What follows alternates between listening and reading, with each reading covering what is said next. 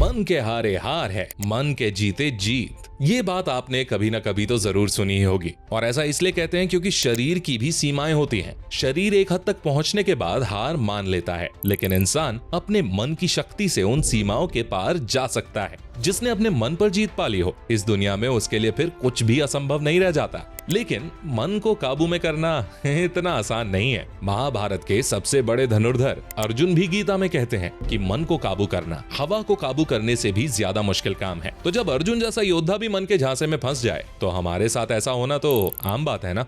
लेकिन अगर आपको जीवन में कोई भी बड़ा मुकाम हासिल करना है तो आपका मन आपके काबू में होना ही चाहिए, क्योंकि अगर आपका माइंड आपके कंट्रोल में होगा तो आपके अंदर डिसिप्लिन और पेशेंस जैसी क्वालिटीज खुद ब खुद आ जाएंगी। और इसीलिए आज के इस वीडियो में मैं आपको 4 ऐसे तरीके बताने वाला हूं जिनकी मदद से कोई भी अपने मन को कंट्रोल में रख सकता है। तो वीडियो को अंत तक पूरा देखना, क्योंकि आज फिर जबरदस्त वैल्यू ऐड करेंगे आपकी लाइफ में। So let's begin. Number 4, detachment from temporary pleasures. हमारा मन ना बहुत चंचल होता है और ये हमेशा खुशी और मजे की तलाश में रहता है। मन हमेशा चाहता है कि वो अच्छा महसूस करे, और यही चीज सभी समस्याओं का कारण भी बनती है, क्योंकि हमारे मन को इस चीज से कोई मतलब नहीं होता कि जिस चीज से वो मजा ले रहा है वो उसके लिए अच्छा है भी या नहीं। जैसे एक आदमी जो शराब पीता है, वो शराब इसलिए पीता है ना क्योंकि उसको ऐसा करने से मजा मिलता है। हालांकि अंदर ही अंदर वो इंसान ये चीज खुद जानता भी है कि ये चीज उसके लिए कितनी खतरनाक है, लेकिन वो अपने मन को काबू नहीं कर पाता। इसीलिए अगर मन को काबू करना है तो सबसे पहले हमें खुद को इन टेम्पररी प्लेजर्स से डिटैच करना होगा।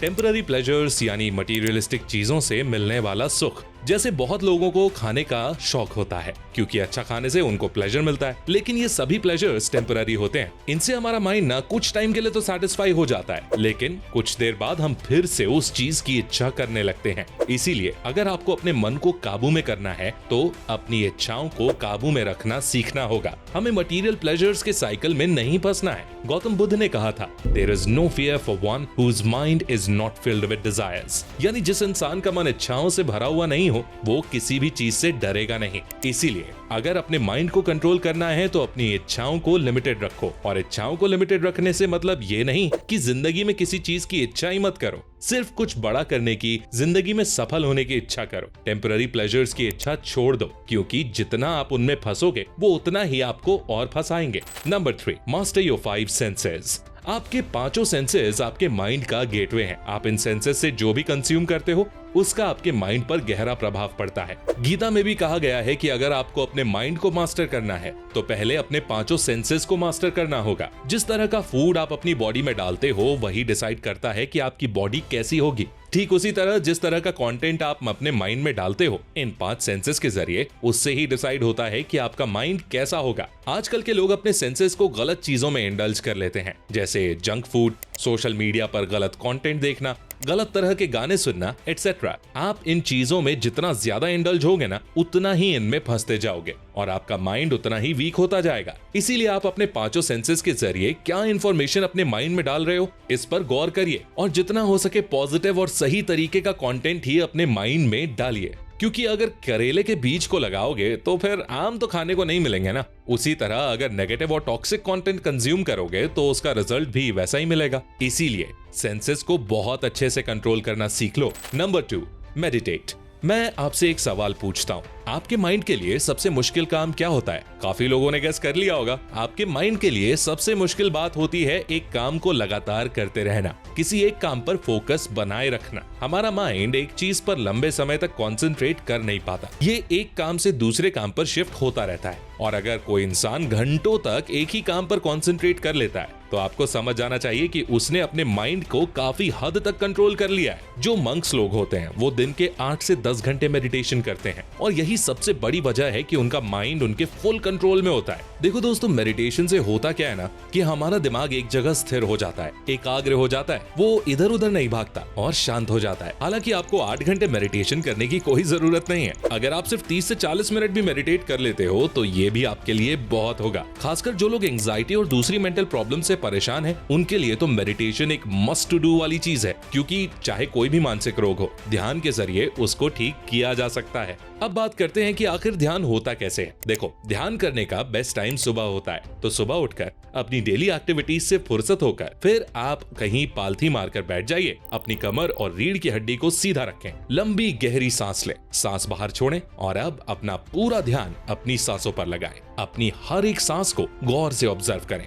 अगर आप सांस पर ध्यान नहीं लगा पा रहे तो आप किसी मंत्र या जाप पर भी ध्यान लगा सकते हैं, जैसे ओम का उच्चारण करिए। दोस्तों, चाहे थोड़ी देर ही क्यों ना सही, लेकिन मेडिटेशन करें जरूर, क्योंकि जिस तरह शरीर की एक्सरसाइज करने से शरीर मजबूत होता है, वैसे ही मेडिटेशन से माइंड की एक्सरसाइज होती है और आपका माइंड आपके कंट्रोल में रहता है।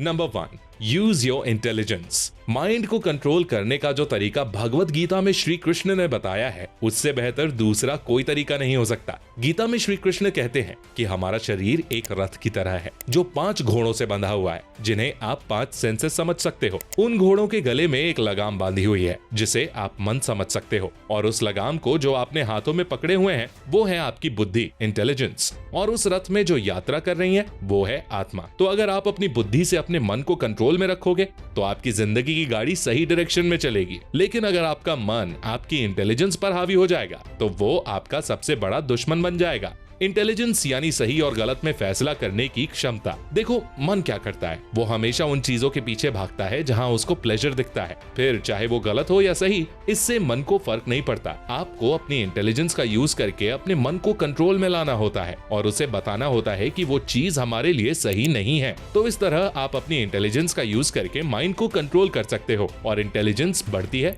नॉलेज से, और नॉलेज बढ़ाने के लिए आपको बुक्स पढ़नी चाहिए, महान लोगों की बायोग्राफीज पढ़नी चाहिए, ताकि आप उनके जीवन से सीख पाएं और समझें कि क्या सही है और क्या गलत। और इस समझदारी के दम पर ही आप अपने माइंड को कंट्रोल कर पाओगे। अगर माइंड को कंट्रोल करने का आपके पास कोई तरीका है जो मैंने इस वीडियो में कवर नहीं किया, तो आप हमें कमेंट करके जरूर बताइए। मैं अपने सभी पॉइंट्स को आपके लिए एक बार समराइज कर देता हूँ। Number 4, detachment from worldly pleasures. आपका माइंड हमेशा प्लेजर्स के पीछे भागता है। वो हमेशा वो काम करने की कोशिश करता है जिससे उसको अच्छा फील हो, लेकिन ज्यादातर मटेरियल प्लेजर्स टेम्पररी होते हैं, और जितना जल्दी आप इन टेम्पररी प्लेजर्स के पीछे भागना छोड़ दोगे ना, उतना ही जल्दी आपका माइंड आपके कंट्रोल में आ जाएगा। Number 3, control your 5 senses. जिस तरह का खाना आप खाते हैं उससे आपका शरीर कैसा होगा ये डिसाइड होता है, और जिस तरह का कंटेंट आप अपने 5 सेंसेस से अपने अंदर डालते हो उससे डिसाइड होता है कि आपका माइंड स्ट्रांग बनेगा या वीक। आजकल के टाइम पर सोशल मीडिया, जंक फूड जैसी चीजों के ज्यादा कंजम्पशन से हमारा माइंड हमारे कंट्रोल में नहीं रहता है, इसीलिए अपने सेंसेस में आप क्या डाल रहे हो इस पर गौर करना चाहिए। Number 2, meditate. हमारे मन की फितरत होती है एक विचार से दूसरे विचार पर उछलने कूदने की। ये कभी एक काम पर एकाग्र नहीं होना चाहता, इसीलिए माइंड के लिए सबसे हार्ड एक्सरसाइज होती है मेडिटेशन, और मेडिटेशन के बल पर ही माइंड को कंट्रोल में लाया जा सकता है, क्योंकि मेडिटेशन करने से हम अपने माइंड को एक चीज पर फोकस करने के लिए ट्रेन कर सकते हैं। Number 1, use your intelligence. आपके मन को सही और गलत से मतलब नहीं होता, इसे जो अच्छा लगता है ये बस वही करने की इच्छा रखता है। सही और गलत की समझ हमारी इंटेलिजेंस को होती है, और इसी सही गलत की समझ से हम अपने माइंड को सही डायरेक्शन दे सकते हैं और उसे कंट्रोल कर सकते हैं। तो दोस्तों, आज के लिए बस इतना ही। उम्मीद करता हूँ कि आप सभी को ये वीडियो पसंद आई होगी। पसंद आई है तो अपने दोस्तों के साथ शेयर करिए। कोई भी क्वेश्चन या सजेशन है तो कमेंट करके बताइए, और ऐसी ही गजब की वीडियोस देखने के लिए हमारे चैनल को सब्सक्राइब करके बेल आइकन दबाना बिल्कुल मत भूलना। मैं मिलता हूँ आपसे अगली वीडियो में, तब तक के लिए take care, love you all and all the best.